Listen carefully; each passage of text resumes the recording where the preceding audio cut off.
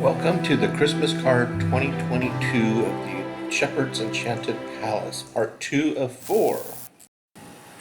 In Part 1, we looked at the upper level of the palace, and in Part 2, we're going to be looking at the main level, excluding the master bedroom, which would be in a later video. I think it's going to be Part 4. Anyway, here we go. So now we're going to come over the top of the palace and pull the roof off so we can look inside. There it is. Looking really good, Randy. So if you look at this, this is really going to be the entertainment center of the hotel. We have some public spaces here. We want to talk a little bit about what we're going to do in those public spaces, and also a couple of guest rooms up here as well. So why don't we go ahead and move in around toward what we're calling the reception library. So this is where folks will be coming in. There's a door off to the left there. Folks will be coming in and checking into their rooms. And on this floor, this is where we really try to showcase the glass elevator with a really prominent, beautiful brass door. We'll have a really simple little reception desk right up front for folks to check in. And then the flooring, you can't really see it here, but what we've envisioned here is some inlay between some walnut colored flooring and some brass inlay. And then over on the stairs, you'll see that it's kind of like a green marble or something. I know Antonella has his heart set on putting some light green marble into the palace. So we thought, well, gosh, walnut, brass, and green goes really well together. So I think we're going to be looking at this particular marble when we're back in the spring next year and see if the brass and wood flooring would be a good match for that space. If you look behind the elevator, very top of the screen, there's actually a corridor that takes you to the two guest rooms. And the first one we're going to look at, if we'll pan over here, right behind that wall, is the sea room, where it actually has two windows, one out to the alley and the other one into the courtyard. And it's going to be a really refreshing, bright room, isn't it, Tab? Yeah, and the reason we chose this space for the sea room, or as locals would call it, amare, they would call it la camera di la mare, la camera di la mare, the sea room. And the reason we did choose this space is it's pretty bright. It's got those two windows, one out over the little alleyway, which doesn't let a lot of light in. However, there's also a window on the bottom there you see that looks out over the courtyard, and so it's going to get that beautiful natural light from the courtyard coming in. This room we're doing in very, very typical colors of southern Italy, Calabrian Italy, Amalfi.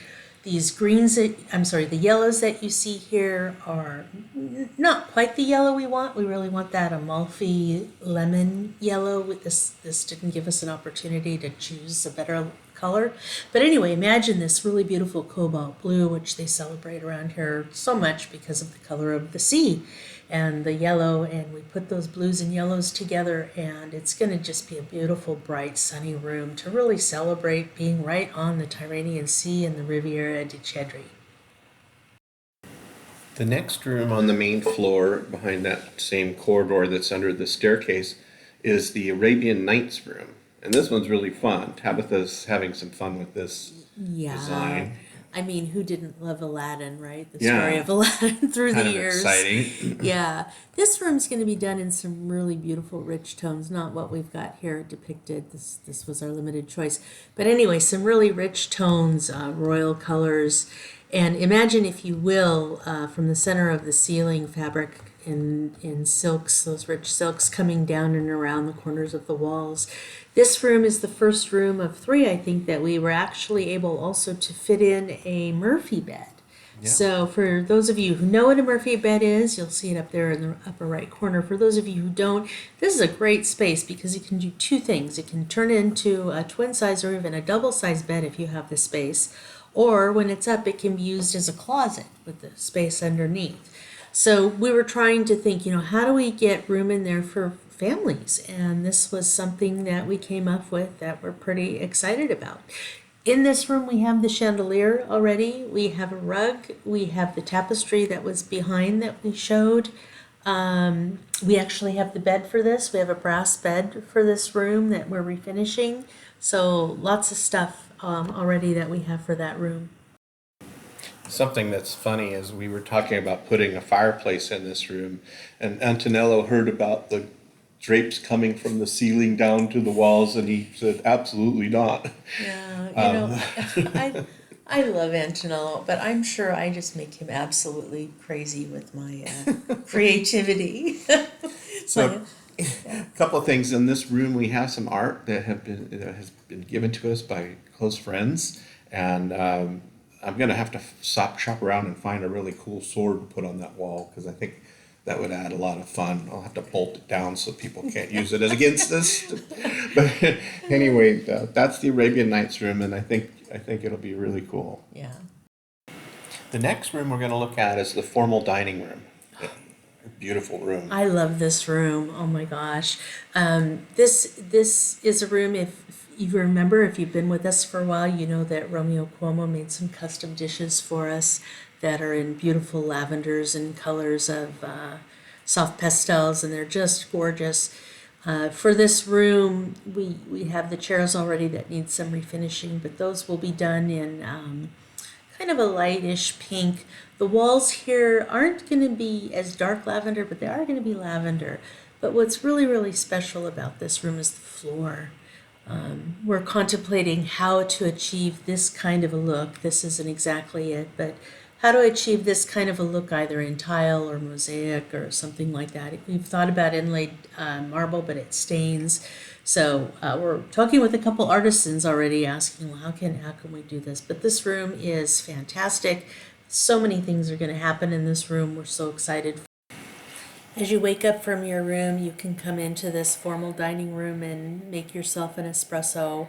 Have some espresso, some cornetta, some pastries for the morning, and then imagine on Sundays having a beautiful brunch in here where we would be able to fit. I think we can fit 12 Antonello set around that table for a nice brunch. The other thing that we want to do in that room is have tea parties. And then we were also thinking that on Sunday afternoons, possibly, or maybe Wednesdays, having a high tea. There's so many of our friends from Britain that are coming over into this area, and we thought it would be really great for them to have a place to go have tea. But So, not English breakfast, right? No English breakfast. well, there's English breakfast tea and there's English breakfast. So, yeah, it's a no on the English breakfast, but we're happy to serve their tea. The dining room actually has a doorway to a balcony off the dining room, which is really nice. So we can open that up and allow people to get some fresh air and go out on the balcony and have a cup of coffee. And on the left and the right of the walls there, you'll see some cabinets. Those are built-in cabinets. They're actually built in the locations where the doorways are at the bottom of the screen. And the doors were actually where the cabinets were. But we're opening up the doorways at the bottom so that we can have a straight shot from the main entrance area all the way through the dining room into the ballroom. And then we've retrofitted those cabinets into the openings where the doors used to be. Yeah, the cabinets are really special. We don't know how long they've been there, but for many, many years, as far as we Yeah, can they're tell. built in. They're built in and they're kind of shabby, so we're going to refinish those. I'm sure Antonio's going to do it. We're going to refinish those cabinets, and this is the room that you go into right after you depart the reception area. So we're going to turn one of those cabinets into an open bar, and we will invite you as you come in to go ahead and grab yourself a glass of wine or a cocktail, and either enjoy it in your room or enjoy it in the dining room, or we can enjoy it in the ballroom, which is where we're going next, right, Randy? We're going to Yeah. look in the Can ballroom. I keep the keys to that bar? You know, here I was concerned also, but here's the thing. Italians don't drink to get drunk, generally. And I think I think we're not going to have problems with Italians. I think we might have problems with Americans. But yeah, there's a bar in the village. If people want to go get toasted, they can go to the bar and get toasted. So yes, there will be an open bar. Certain times a day. Yeah, we'll have to figure out happy hour and check-in times like that to make it really work. Imagine, if you will, you get your espresso and your cornetta, and you walk through the doorway on the left, and you go into an amazing room we call the ballroom. I don't know if we'll ever get to do ballroom dancing We in there. will. Oh my gosh. It's definitely going to happen. This space is just another full, wonderful open space to be used by our guests. As Randy said, wake up in the morning and grab your espresso and cornetta and then head into the ballroom with your paper if you read the paper or whatever. This room is interesting. It's a pretty darn big room, and we're going to show you some different seating arrangements that we're going to have in here for different types of activities. But this is kind of the entertainment center of the home where a lot will happen. A multi-purpose room. It is a multi-purpose room, and this is the room also where we're going to start the Santa Domenica Chilao Ballet School. Been really trying, Randy and I have been going back and forth trying to figure out what should the color scheme be in here. If you notice, we've got some really bright and bold colors going on throughout. In this space, we have to decide, is it bright and bold, or are we going to go a little bit softer, or a combination there of the two? And what's starting to look really appealing to us is kind of a black and blue color palette, where these balloon chairs, we've talked about these before, we're going to have these custom made, and there's a purpose. They tend to hold conversation within the bounds of the actual chairs, so it does have some noise dampening. And then the furniture that we have around the fireplace and other places will probably be in some kind of tone of blue. I'd like to use some of the local colors that the folks here really like. We're going to have a grand fireplace in here, Grande Camino, and it's going to be big. I think I stepped it off the last time we were in the palace, and it was like 9.5 feet wide, and we'll probably go about 8 to 12 inches deep, but it's going to be beautiful. And then some of the stuff you have seen before, the chandelier, as you all know, that was our very first purchase, right, Randy? Yeah, it's a beautiful Murano glass piece. It is. It's an antique, and we got it for a steal. And then also we have some ideas about entertainment. You want to talk about those ideas and how we're going to fit people in? Sure. Randy? Okay. This room will have 3 different venues, so to speak. One would be to entertain via puppet show. Another one would be some type of performance. Another one would be dancing. And so what we have is some layouts here for the same furniture, and adding a few folding chairs. We can do things like have a performance in the ballroom. And this is really cool because we've identified that we can seat 24 people comfortably in seats. Yeah, just rearranging things. Just rearranging things. So what we expect on the left, as you were saying, Randy, are performances. So we can have live bands when the weather's bad outside. We can have student performances. I mean, it just goes on, and we've got a really nice space back there for performers. Yeah. Originally, we had a doorway that went from the ballroom into one of the bedrooms, in this case, the Arabian Nights room. And we don't really want a door there, but I came up with this idea to put a marionette performance stage there. And by having it turn and angle into the room, we can actually have puppet shows. Yeah. And I think I'd really like to learn how to do puppeteering. It would be fun. And so here's a layout for, how people would be able to sit and look at the puppet show. Yeah, I mean, we have plenty of floor space to flip those chairs around. What's really cool, Randy, you didn't mention, is there's room for the puppeteer, the marionetta on the other side, to be able to do the show and not be seen. And what's really cool is when the show's over, we fold up the chairs, we put the furniture all back, it tucks right into the wall, as you said, right? It's almost flush, except for the curtain. It's still very attractive to look at. To look at, yeah. And the show I want to do is Punchinello. Now we're going to look at the seating arrangements for if there was some kind of dance performance with the kids, or even ballroom dancing or dance lessons or something like that. This is a little bit messy here, but the intent really is to move that furniture out of the main area. But we have Nella, the ballerina from Czech Republic, and she'll tell us where to move the things and how to arrange it. But yeah, three different scenarios for how we can fit a lot of people into this entertainment space. And if you see up in the upper right of the picture, you'll see the chandelier. What happened? It moved from the center of the room to the side. Well, I'm actually going to have a mechanism in place that allows us to swing the chandelier from the center of the room over to the side of the room. by using some winches and so forth up in the ceiling, all hidden, and that will allow us to, give the ballerinas more height to jump and so forth. It's kind of a cool thing. Originally, we wanted to raise the ceiling in the center of the ballroom using a dome, and then paint that and so forth. But it looks like it's such an engineering challenge that the best way to deal with it is just with my idea of using the winches.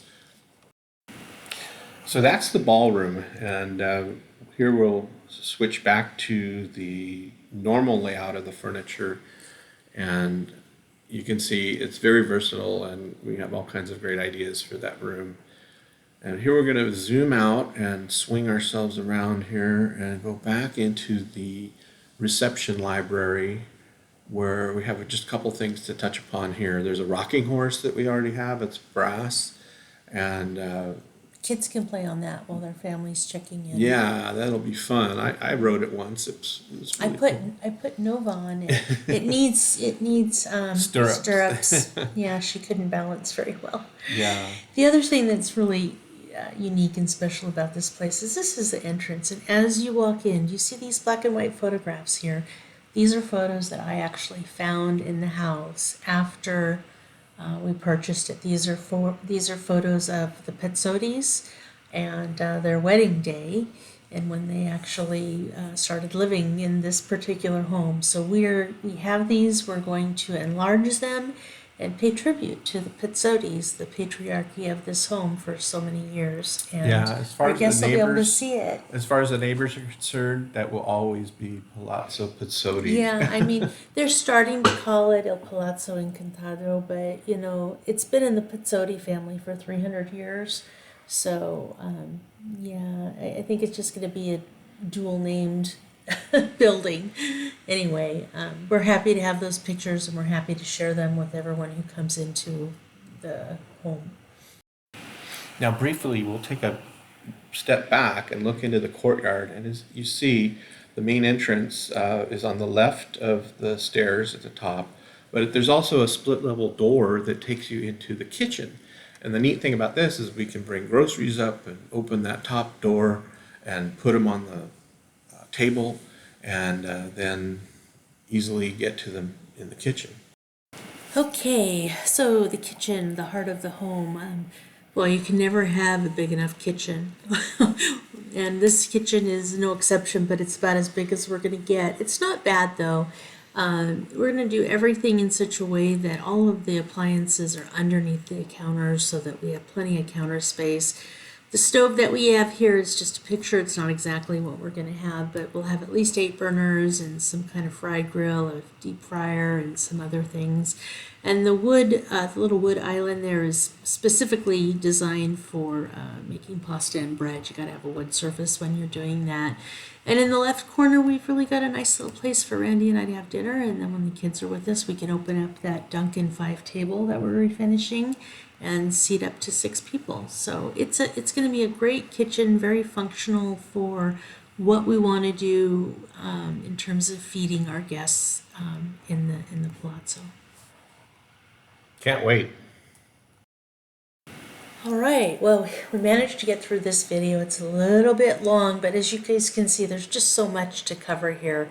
The next video is coming along, and that'll be the lower level, right? Which is kind of a grotto level. It's really going to be interesting for us to look at. Part 3 of 4, and I'll have a link on the end of this video that will take you to the next one in the series. Perfect. Ciao a tutti. Ciao!